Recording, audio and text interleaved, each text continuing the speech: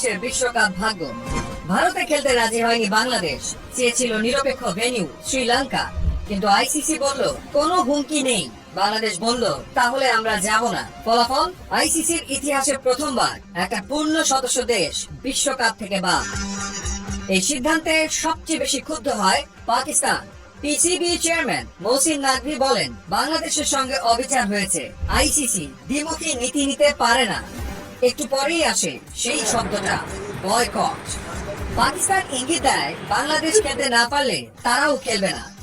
দক্ষিণ এশিয়া ক্রিকেটে তখন আগুন, ভারত আইসিসি বনাম বাংলাদেশ পাকিস্তান।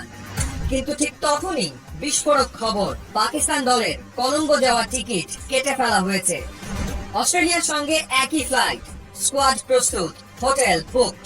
মানে বয়কটের কথা বললেও ভেতরে ভেতরে প্রস্তুতি চলছে পুরোপুরি।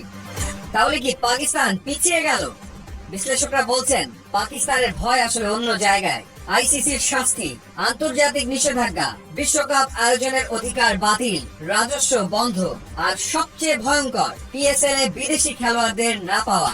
একটা সিদ্ধান্তেই ধ্বংস হতে পারে পুরো পাকিস্তান ক্রিকেট ইকোসিস্টেম। তাই প্রশ্নটা এখন নীতি না ব্যবসা। বাংলাদেশ খেলতে পারলো না, পাকিস্তান খেলতে যাচ্ছে, আইসিসি নিশ্চুপ, ভারত শক্ত অবস্থানে। তাহলে এই বিশ্বকাপ আসলেই কি ক্রিকেটের, নাকি এটা ক্ষমতা, রাজনীতি আর অর্থের বিশ্বকাপ? বয়কট নাকি নাটক? এই প্রশ্নের উত্তর হয়তো জানে শুধু কলম্বোর সেই টিকিট।